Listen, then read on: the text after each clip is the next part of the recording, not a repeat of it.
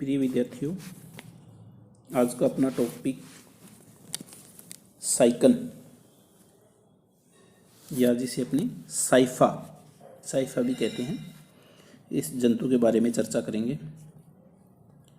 तो इसके अंदर सबसे पहले अपने जो साइकन है, साइकन की क्लासिफिकेशन के बारे में चर्चा करते हैं कि साइकन फाइलम पोरीफेरा का जंतु है और इसकी क्लास है वो कैलकेरिया है, ऑर्डर हिट्रोसिला और जीनस है इसका साइकन या जिसे अपने साइफा कहते हैं। और पर्टिकुलर जो जंतु है जिसकी अपन चर्चा करेंगे वो है, जिसकी स्पीसीज है जिलेटिनोसम। अपने को पता है कि अगर अपन सबसे पहले इसकी हैबिटाट जो आवास और स्वभाव है जंतु का उसके बारे में चर्चा करें तो यह एक समुद्री जंतु है जो कि मेराइन वाटर में पाया जाता है, साइकन है वो। और ये सेसाइल है, सेसाइल का मतलब स्थानबद्ध है और कॉलोनियल रूप में पाया जाता है। साइकन की जो स्पीसीज है जिसके अंदर मुख्य रूप से जो जिलेटिनोसम है जिसकी अपन चर्चा करेंगे, इसके अलावा कुछ इसकी अन्य जातियां भी है जिसमें साइकन एलिगेंस और साइकन लिंगुआ, ये दो स्पीसीज इसकी और हैं।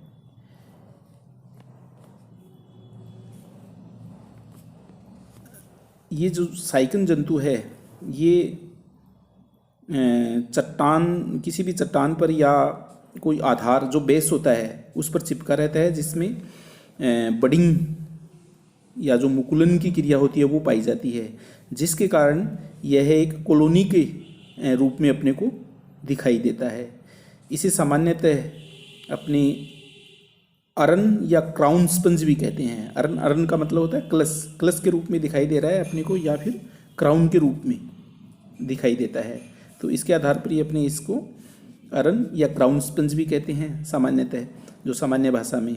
और ये जंतु होता है वो कौन सा है, फिल्टर फीडर जंतु है, क्योंकि जो वाटर करंट है जो जंतु के अंदर प्रवेश करती है उसका उपयोग ये न्यूट्रिशन के रूप में करता है। तो उसी आधार पर अपने इसको फिल्टर फीडर कहते हैं। अब जो ये जंतु है इसकी अपन मुख्य रूप से जो स्ट्रक्चर है, तो स्ट्रक्चर के अंदर एक तो एक्सटर्नल मॉर्फोलॉजी है इसकी, जो बाहरी आकारिकी है, जो बाहरी संरचना है उसकी चर्चा करेंगे। और दूसरा है इसकी इंटरनल स्ट्रक्चर, जो आंतरिक रूप से इसकी जो संरचना है उसके बारे में। तो आंतरिक रूप के अंदर मुख्य रूप से इसके जो टॉपिक है उसके अंदर देखो, एक तो है वाटर कैनाल सिस्टम इसका, जो कि सबसे इम्पोर्टेंट है। और जो साइकन जंतु है जो पोरीफेरा के अंदर पाया जाता है, पोरीफेरा संघ की विशेषता यही होती है, पोरीफेरेंस है ना। तो इसके अंदर पोर्स पाए जाते हैं, छिद्र पाए जाते हैं। तो पूरे जो जंतु है उसके अंदर छिद्र पाए जाती हैं और एक विशेष प्रकार का इसके अंदर कैनाल सिस्टम डेवलप हो जाता है। तो एक इसका है इंटरनल स्ट्रक्चर में वाटर कैनाल सिस्टम, दूसरा सेल्यूलर ऑर्गेनाइजेशन। अपने को पता है कि जो पोरीफेरा संघ है, पोरीफेरा संघ के जंतुओं के अंदर टिश्यू ऑर्गेनाइजेशन नहीं पाया जाता, सेल्स हैं वही क्या डिफ्रेंशिएट कर जाती है, विभेदित हो जाती है, अपने अलग अलग काम पाया जाता है। और एक इसके अंदर तीसरा है स्केलेटन, जो इसका कंकाल है। तो इस अपने को पता है कि पोरीफेरा इसके अंदर जो साइकन है, साइकन के अंदर एक्सोस्केलेटन नहीं पाया जाता है, जबकि इसके अंदर क्या होता है, इंटरनल या जो एंडोस्केलेटन है वो पाया जाता है। और इसके अंदर स्पिक्यूल्स या जो कंटिकाएँ हैं उनका निर्माण हो जाता है। तो उसके आधार पर ही ये इसके अंदर जो एंडोस्केलेटन है वो डेवलप हो जाता है। तो अपने स्केलेटन के रूप में चर्चा करेंगे। तो सबसे पहले अपने जो इसकी एक्सटर्नल मॉर्फोलॉजी है, एक्सटर्नल मॉर्फोलॉजी में अपने देखें तो ये जैसे डायग्राम दे रखे हैं, ये जो पहला डायग्राम है ये इसका क्या है, बाहरी संरचना का है। ये जैसे ए के अंदर तो क्या है, इसकी जो कॉलोनी जब वो है कॉलोनियल रूप के अंदर है, और ये इसकी जो बी है इसको मैग्नीफाई करके लिया गया है, ये डायग्राम है। और ये तो एक्सटर्नल स्ट्रक्चर है। फिर दूसरा इसका क्या है, इंटरनल स्ट्रक्चर का है। इंटरनल स्ट्रक्चर के रूप के अंदर इसके अंदर जैसे कैनाल सिस्टम है वो डेवलप हो गया है, और किस तरह से इसके अंदर जो सिस्टम है वो पाए जाते हैं। तो सबसे पहले अपनी इसकी जो एक्सटर्नल मॉर्फोलॉजी है, एक्सटर्नल मॉर्फोलॉजी की चर्चा करें तो यह जंतु है वो अपने को पता है कि एकल या कोलोनियल जो निवही संरचना है इसकी या कॉलोनियल रूप के अंदर है उसमें पाया जाता है, और ये कलश की आकृति का होता है। इसी के कारण इसको अपने क्या कलश स्पंज या अर्न स्पंज भी कहते हैं। कलर की बात करें तो ये क्या है, गरे और हल्के भूरे रंग का होता है, और इसमें अनेक बेलनाकार शाखाएं पाई जाती है जो आधार भाग में परस्पर जुड़ी रहती है। अच्छा, जो सिमेट्री है वो इसके अंदर रेडियल सिमेट्री पाई जाती है, और प्रत्येक जंतु के जो ऊपर का जो स्वतंत्र सिरा है जो उसका वहाँ पर एक छिद्र पाया जाता है जो बड़ा छिद्र होता है जिसे अपने ओस्कुलम कहते हैं। इसी छिद्र से होकर जो जल की धारा या जो वाटर करंट है वो बाहर निकलती है, इसलिए इसे एक्सक्रंट या एक्सेलेंट एपर्चर भी कहते हैं। और ये छिद्र होता है वो मोनोइक्जन स्पिक्यूल्स के द्वारा घिरा रहता है। ये कंटिका एक जहाँ ऊपरी ऊपर जैसे ये डायग्राम है जैसे इंटरनल स्ट्रक्चर वाला उसमें क्लियर दिखाई दे रही है अपने को कि जो इसकी मोनोइक्जोन या जिसको क्या कहते हैं एकाक्ष कंटिकाएँ होती है उनके द्वारा घिरा रहता है, और ये कंटिकाएँ एक वेलम या जो झालर के समान संरचना का निर्माण करती है जिसे अपने ओस्कुलम फ्रिंज भी कहते हैं। और ये जो वेलम या जो झालर है वो छोटे जीवों को इसके अंदर भीतर प्रवेश नहीं करने देती, उनको भीतर प्रवेश करने से रोकती है। इसके शरीर पर अनेक छिद्र पाए जाते हैं जिन्हें अपने ओस्टिया कहते हैं, ओस्टिया या जिनको ड्रमन एपर्चर भी होते कहते हैं अपने। तो जो ओस्टिया है वो सीधे ही क्या है स्पंजोसील या जो इसकी पैरागैस्ट्रिक कैविटी होती है उसके अंदर खुलते हैं, और इन छिद्रों से होकर जो वाटर करंट है या जो पानी की धारा है भीतर प्रवेश करती है, इसलिए इन छिद्रों को इनकरंट एपर्चर कहते हैं। इस प्रकार ओस्टिया से होकर जो वाटर करंट है वो स्पंजोसील में प्रवेश करती है और ओस्कुलम से बाहर निकलती है। ये इसका जो सामान्य जो रास्ता होता है वो होता है। तो इसके आधार पर इसके अंदर पानी ओस्टिया से प्रवेश करता है, फिर जो अपने निश्चित मार्ग के द्वारा स्पंजोसील में आता है और स्पंजोसील से ओस्कुलम के द्वारा बाहर की तरफ निकल जाता है। तो ये इसकी जो बाहरी स्ट्रक्चर है, जो एक्सटर्नल मॉर्फोलॉजी है उसके बारे में अपने चर्चा की। फिर उसके बाद में इसकी जो इंटरनल मॉर्फोलॉजी है, जो इंटरनल स्ट्रक्चर है, तो इंटरनल स्ट्रक्चर के अंदर अपन इस टॉपिक के अंदर यहाँ पर आज वाटर कैनाल सिस्टम है जो कि सबसे इम्पोर्टेंट है इसका, तो इसके बारे में अपनी चर्चा करेंगे। तो जैसे ये जो डायग्राम है जो इसका साइफा का, तो इसके अंदर देखो ये अपने को पूरी इसकी जैसे बाहर अपन जनरल बात करते हैं तो एक क्या है बाहरी की तरफ इसकी स्ट्रक्चर दिखाई दे रही है, और अंदर इसके अंदर क्या होता है इसकी एक कैविटी दिखाई दे रही है। तो इस तरह का इसके अंदर सिस्टम है जो कि किसी बेस पर चिपका हुआ है। तो पानी ओस्टिया से अंदर आ रहा है, फिर इसकी जो बीच की कैविटी है जिसे अपने ओस्कुलम स्पंजोसील कैविटी या फिर पैरागैस्ट्रिक कैविटी कहते हैं, और वो एक बड़ी छिद्र जिसे ओस्कुलम कहते हैं उसके द्वारा बाहर की तरफ निकल जाती है। तो एक निश्चित जल धारा के द्वारा इसके अंदर सिस्टम पाया जाता है। अब इसका जो दूसरा डायग्राम है ये अपना, ये है इसका वाटर कैनाल सिस्टम का। तो जो वाटर कैनाल सिस्टम है अपने को पता है कि वाटर कैनाल सिस्टम का पाया जाना फाइलम पोरिफेरा का विशिष्ट लक्षण है, इसका स्पेसिफिक लक्षण है ये। और साइफा में साइकन टाइप का कैनाल सिस्टम पाया जाता है। तो अपन सबसे पहले इसकी थोड़ी सी कैनाल सिस्टम की चर्चा कर लेते हैं कि जो पोरिफेरा संघ होता है, पोरिफेरा संघ के अंदर मुख्य रूप से 3 प्रकार के कैनाल सिस्टम पाए जाते हैं। एक तो होता है सिंपल, जो इसका होता है सरलतम जो होता है वो होता है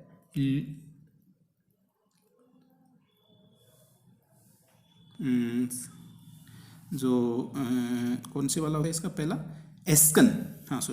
एस्कन टाइप का कैनाल सिस्टम, फिर साइकन टाइप का कैनाल सिस्टम, और फिर तीसरा होता है ल्यूकन टाइप का कैनाल सिस्टम। तो जो एस्कन कैनाल सिस्टम है वो इसके सबसे सरलतम है, जिसके अंदर क्या होता है बाहर की परत होती है, और फिर उसका जैसे अपने को पता है कि पोरिफेरा जो कौन सा होता है डिप्लोब्लास्टिक होता है। 2 लेयर पाए जाते हैं इसके अंदर। तो एक बाहरी भित्ति होती है और दूसरी अंदर की जो भित्ति होती है। तो बाहरी जो है वो कौन सी है, पिनेकोडर्म है, और अंदर की कौन सी होगी, कोइनोडर्म होगी। तो वो कोइनोडर्म है वही क्या, डायरेक्ट स्पंजोसील का लेयर है वो, ठीक है। तो एक छिद्र के द्वारा सीधा पानी स्पंजोसील में आता है और ओस्कुलम के द्वारा बाहर निकल जाते हैं। लेकिन जो साइकिन टाइप का कैनाल सिस्टम होता है उसके अंदर क्या होता है, इसकी जो भित्ति है या जो बॉडीवाल है उसके अंदर क्या, वेजिनेशन और इवेजिनेशन की क्रिया होती है, बहिर्वलन और अंतर्वलन की क्रिया। तो जिसके द्वारा जैसे पिनेकोड्रम लेयर है वो तो अंदर की तरफ धस जाती है और जो अंदर का कोइनोड्रम लेयर है वो बाहर की तरफ निकलता है, उसकी आउटग्रोथ होती है। तो उसके कारण क्या है, ये लगातार एक परत जो अपने को डबल परत के रूप में दिखाई दे रही है, जैसे इस डायग्राम के अंदर ये है ना। तो जैसे बाहर की परत है वो अंदर की तरफ धस गई और अंदर की परत है वो बाहर की आउटग्रोथ के रूप में बाहर निकल गई। तो इस तरह का इसके अंदर जो सिस्टम पाया जाता है। तो सिंपल जो एस्कन टाइप का जो कैनाल सिस्टम है उससे इसके अंदर थोड़ा अधिक जटिल सिस्टम डेवलप हो जाता है। और फिर ल्यूकन है, ल्यूकन के अंदर क्या, उसके अंदर और जो वाटर की जो अंदर प्रवेश करके बाहर निकलता है उसके अंदर और कॉम्प्लिकेटेड स्टेजेस आ जाती है, जिसके अंदर उसके चैम्बर्स बन जाते हैं अलग अलग, है ना। तो इस तरह से इसके अंदर क्या होता है, डेवलपमेंट है ये। तो जो इस जंतु की अपन चर्चा कर रहे हैं साइकिन की, तो साइकिन के अंदर अपने को पता है कि साइकिन टाइप का कैनाल सिस्टम पाया जाता है। अच्छा, इसकी स्ट्रक्चर की बात करें तो इसकी जो देह भित्ति या जो बॉडीवाल है उसमें दो परतें पाई जाती है। अपने को पता है कि बाहर की ओर पिनेकोड्रम और भीतर की ओर कोइनोड्रम। तो पिनेकोड्रम और कोइनोड्रम के बीच में कौन सा, मेसेंकाइम लेयर होता है जो कि जिलेटिनस होता है, जिसके अंदर अनेक प्रकार की जो कोशिकाएं और जो स्पिक्यूल्स पाई जाती है। तो साइकिन प्रकार का जो कैनाल सिस्टम है वो एस्कन टाइप के एस्कन कैनाल सिस्टम का रूपांतरण है। इसका निर्माण बॉडीवाल के इन्वेजिनेशन और इवेजिनेशन के कारण होता है। साइकिन कैनाल सिस्टम को का जो स्टडी है वो अपने निम्न बिंदुओं के अंदर अपन इसको चर्चा करेंगे। तो सबसे पहले है इसके अंदर ओस्टिया, फिर incurrent canal, prosopyles, radial canals, apopyles, spongocoel, osculum, और फिर इसका जो रास्ता है कि पानी किस किस रास्ते से उसके अंदर निकलता है और इसकी सिग्निफिकेंस, इसके बारे में अपनी चर्चा करेंगे। तो सबसे पहले इसका जो ओस्टिया या जो छिद्र है, तो साइकिन की जो बॉडी है उसके ऊपर अपने को पता है कि अनेक छिद्र पाए जाते हैं जो कि पोरिफेरा का स्पेसिफिक कैरेक्टर है, और इन्हें अपने क्या कहते हैं, ओस्टिया या ड्रमल पोर्स भी कहते हैं। और इनसे ही होकर क्या है, वाटर करंट या जो जल की धारा है वो प्रवेश करती है। इस छिद्र जो ये ओस्टिया है,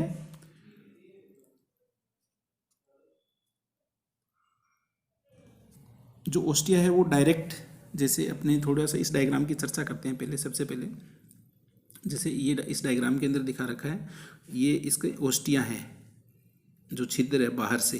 तो बाहर से जैसे छिद्र है और छिद्र को क्या है, मायोसाइट सेल्स है वो घेरे हुए हैं और एक छिद्र है बीच के अंदर।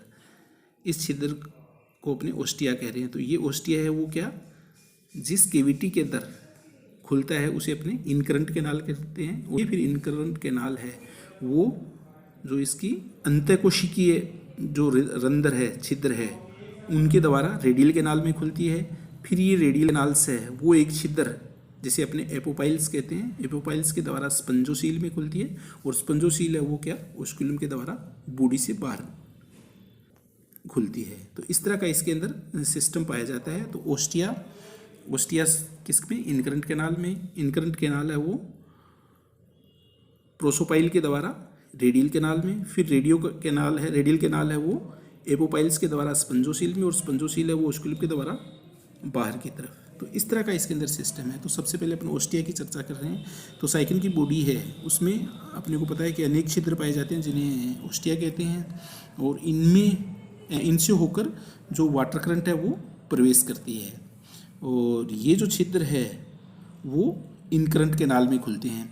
इनकरंट कैनाल की जो बाहरी सतह है पर जो पोर मेम्ब्रेन्स पाई जाती है, ये पोर मेम्ब्रेन, इस पोर मेम्ब्रेन में 2 या 2 से अधिक रंध्र पाए जाते हैं, और इन रंध्रों को घेरे हुए अनेक जो संकुचनशील मायोसाइट सेल्स है वो पाई जाती है, जो कि ओस्टिया के व्यास का निर्धारण करती है। तो इस तरह की स्ट्रक्चर है इसकी ओस्टिया की।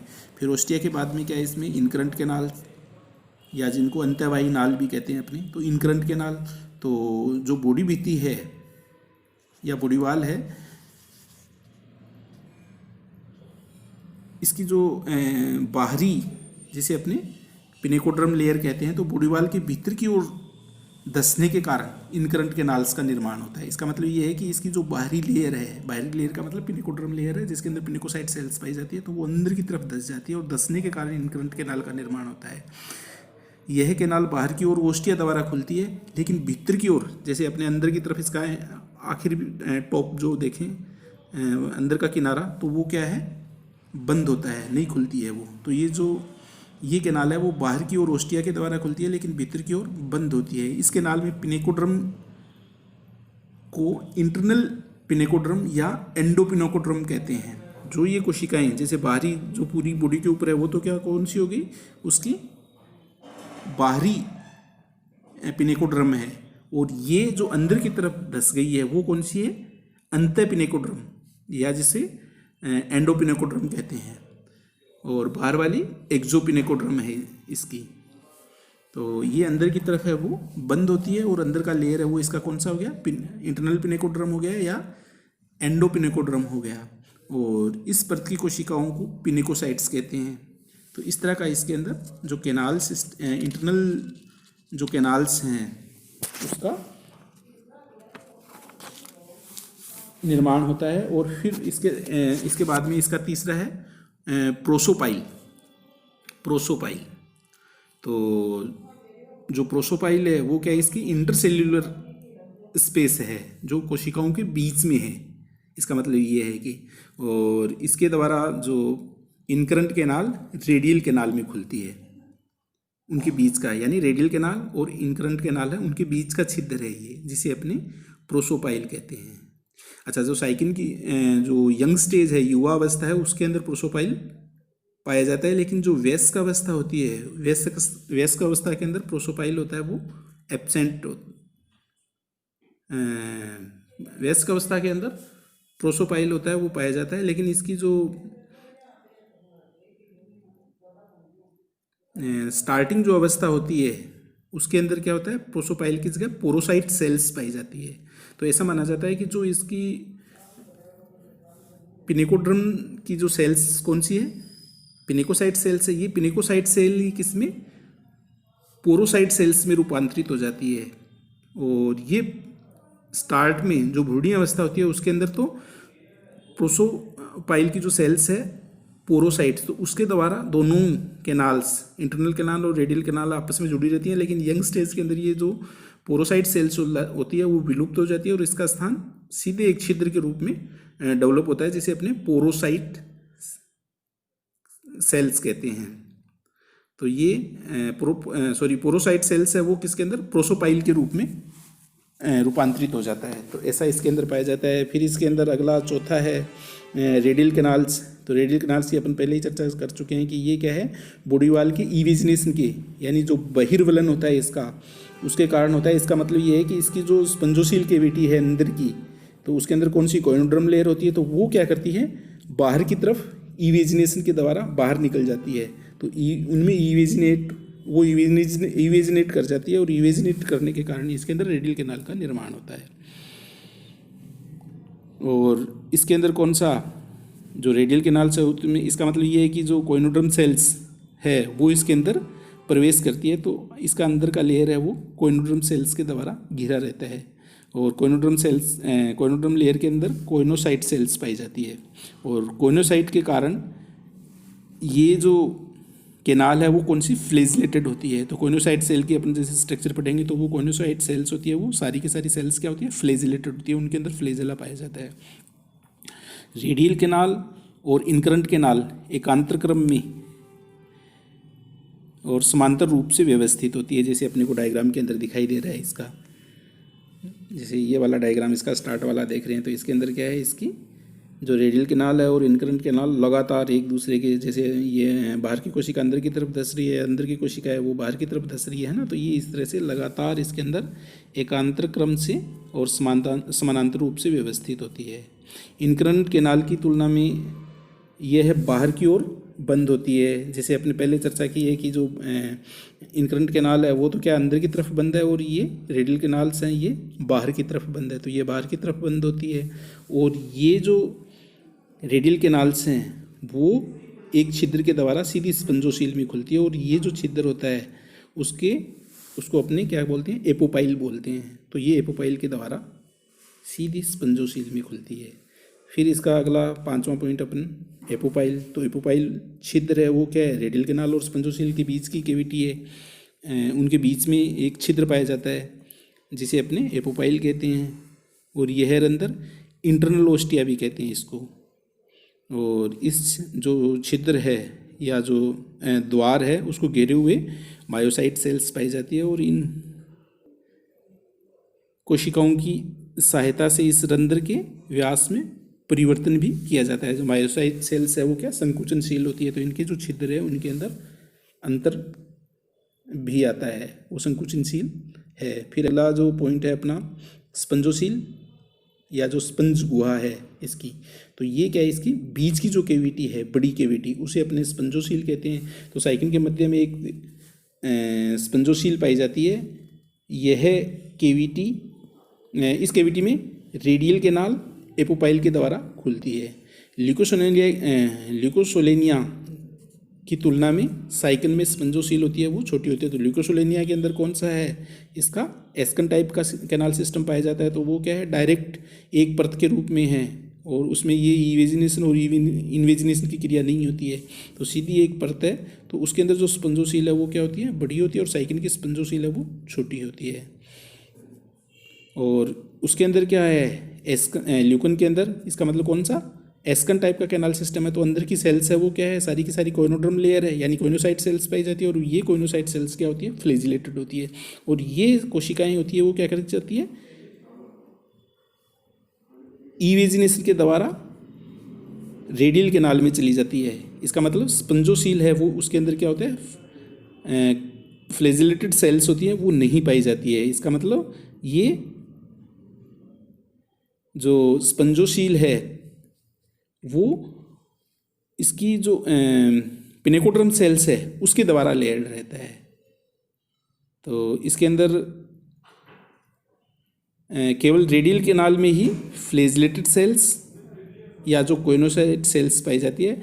स्पंजोसील ओस्कुलम नामक छिद्र के द्वारा बाहर खुलती है। तो अपने को पता है कि ओस्कुलम के द्वारा बाहर खुल जाता है। फिर अगला इसका 7वां ओस्कुलम। तो ओस्कुलम एक जो बड़ा छिद्र है वह है ये। तो यह इसका जो टॉप जो हेड वाला पार्ट है, ऐसा मान लेते हैं कि ऊपर का जो भाग है, जो शीर्ष एंड है, शीर्षस्थ रंध्र है, जिसके द्वारा स्पंजोसील गुहा बाहर की ओर खुलती है। ओस्कुलम के व्यास को नियंत्रित करने के लिए इसे घेरे हुए एक स्फिंक्टर पाई जाती है, या स्फिंक्टर या जो अवरोध नहीं होती है वो पाई जाती है। और ये जो स्फिंक्टर है वो भी क्या है, मायोसाइट सेल्स के द्वारा निर्मित होती है। ओस्कुलम को घेरे हुए अनेक जो एकाक्ष कंटिका या मोनोएक्सोन स्पिक्यूल्स होती है वो पाई जाती है। और ये मोनोएक्सोन जो स्पिक्यूल्स है वो क्या, इसके ओस्कुलम फ्रिंज का निर्माण करती है। तो ये इसका मेन जो इसकी स्ट्रक्चर है वाटर कैनाल सिस्टम की, उसके अंदर इसी तरह से इसके अंदर क्या है, जो कैनाल सिस्टम है, कैनाल सिस्टम के अंदर जो साइकन है, साइकन के अंदर एक निश्चित मार्ग या जो मार्ग के द्वारा जो वाटर करंट है वो अंदर प्रवेश करती है, और उसी से निश्चित मार्ग से होते हुए बाहर की तरफ निकल जाती है। तो ये इसका क्या है, करंट ऑफ वाटर, जो पानी का प्रवाह है वो किस तरह तो है। अपने को पता है कि इसके अंदर जो इसकी कोइनोसाइट सेल्स होती है, कोइनोसाइट सेल्स के अंदर क्या फ्लैजिला होते हैं। तो फ्लैजिला में क्या होता है, लगातार स्पंदन होता रहता है। तो उसका पहले रिकवरी स्ट्रोक और जो प्रहार करते हैं वो, है ना, तो उस तरह का पूरा सिस्टम पाया जाता है फ्लेजेला के अंदर। तो उसके द्वारा क्या है, फ्लेजेला की एक निश्चित धारा का निर्माण हो जाता है फ्लेजेला के द्वारा। लगातार वो स्पंदन करते हैं, तो स्पंदन के कारण एक पानी का निश्चित मार्ग बन जाता है। तो ये जो निश्चित मार्ग है, तो सबसे पहले उसके अंदर क्या है, जैसे ये इसके अंदर अपने डायग्राम, जो आरेखी डायग्राम है उसके अंदर दिखाया गया है। तो इनकरंट वाटर, पानी अंदर प्रवेश करता है, वो क्या है, ओस्टिया के द्वारा प्रवेश करता है। फिर ओस्टिया से किसके अंदर जाता है, इनकरंट कैनाल में जाता है, और इनकरंट कैनाल से ये प्रोसोपाइल के द्वारा रेडियल कैनाल में जाए, फिर रेडियल कैनाल से ये एपोपाइल के द्वारा स्पंजोसील में जाता है, और फिर ओस्कुलियम से एक्सक्रंट कैनाल, यानी पानी है वो बाहर की निकलता है। तो इस तरह से इसके अंदर जो पानी है वो लगातार प्रवाह करता रहता है। इसी के साथ अपने इसकी जो significance of water canal system है, या जो जल नाल तंत्र है, उसका महत्व क्या है, सिग्निफिकेंस क्या है, उसके बारे में चर्चा करें। तो जो साइकन है, साइकन अपने को पता है कि कौन सा सेसाइल जंतु है, एक स्थान पर रहता है, और इसमें जो जल की धारा है या जो वाटर है, उसके विकास के परिणाम स्वरूप ही सेसाइल जीवन के अंदर अनेक प्रकार की समस्याएं हैं वो उनका निराकरण हो जाए।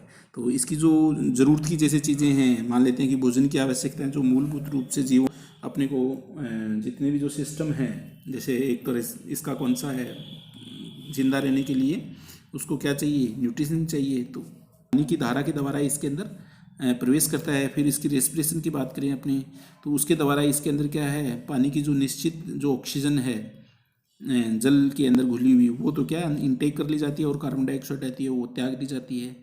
तो उसके द्वारा जो इनकरंट कैनाल है, इनकरंट कैनाल के द्वारा क्या, इसके अंदर जो न्यूट्रिशन मटेरियल है, जो पोषी पदार्थ है, वो निरंतर रूप से इसके अंदर प्राप्त होते रहते हैं, और ये जो सेल्स होती हैं वो उनको अपने जो अंदर की तरफ लेती है, और लेने के बाद में उसमें डाइजेशन की क्रिया होती है। तो इस तरह से इसके अंदर क्या होता है, न्यूट्रिशन होता है। इसी तरह से अपन जो इनकरंट कैनाल है, इनकरंट कैनाल के अंदर अपने रेस्पिरेशन की बात करें, तो इनकरंट कैनाल के अंदर जो घुली हुई ऑक्सीजन है वो जंतु के द्वारा ग्रहण कर ली जाती है, और कार्बन डाइऑक्साइड होती है वो त्याग दी जाती है। तो इस प्रकार इसके अंदर श्वसन में सहायक है ये जो इनकरंट कैनाल है, वो इनकरंट वाटर है वो। फिर इसी तरह से अपन बात करें एक्सक्रेशन की, या जो उत्सर्जन की है इसकी, तो जो पानी की धारा जो बाहर निकल रही है, वो कौन सी इसकी होगी, एक्सक्रंट कैनाल। तो एक्सक्रंट कैनाल के अंदर ही क्या है, इसके अंदर अपने को पता है कि जो नाइट्रोजन में जो नाइट्रोजन युक्त जो पदार्थ होते हैं, तो उसके अंदर मुख्य रूप से कौन सा है इसका, अमोनिया है। इसी के कारण क्या है, ये एमिनोटेलिक जंतु है। तो इसकी जो अमोनिया है वो क्या है, अमोनिया अपने को पता है पानी में घुलनशील होती है, तो पानी के अंदर घुलनशील है, और वो पानी के अंदर घुलकर जो एक्सक्रंट कैनाल है उसके द्वारा बाहर की तरफ निकाल जाती है। तो इस प्रकार यह है तंत्र उत्सर्जन में भी सहायक है। फिर दूसरी तरफ इसकी अपन बात करें, जैसे इसका अनडाइजेस्टेड फूड है, अपचित भोजन है, वो भी क्या है, जो बाहर जाती हुई पानी की धारा है, एक्सक्रंट कैनाल है, उसके अंदर त्याग दिया जाता है और बॉडी से बाहर की तरफ निकलता है। इसके अलावा इसके अंदर जो इसकी रिप्रोडक्शन है, या फिर जो डिस्ट्रीब्यूशन की बात करें, तो रिप्रोडक्शन के अंदर क्या, इसकी पूरी जो गेमेट्स, मान लो जो स्पर्म ओवा, जैसे इसके अंदर क्या है, एसेक्सुअल रिप्रोडक्शन और सेक्सुअल रिप्रोडक्शन दोनों तरह के पाए जाते हैं। तो सेक्सुअल रिप्रोडक्शन के अंदर इसके जो स्पर्म और ओवा है वो पानी की धारा के द्वारा ही बाहर की तरफ निकलते हैं या इनटेक किए जाते हैं, या फिर जो डिस्ट्रीब्यूशन का काम है, सर्कुलेशन का काम है, तो वो भी क्या है, पानी की धारा के द्वारा पूर्ण होता है। तो ये जो इसका कैनाल सिस्टम है उसके बारे में चर्चा की, और सबसे इसका जो इम्पोर्टेंट है वो यही है। और आगे की जो इसके सेलुलर ऑर्गेनाइजेशन और स्केलेटन, वो अपने एक नेक्स्ट वीडियो के अंदर अपने इसकी चर्चा करेंगे। Thank you.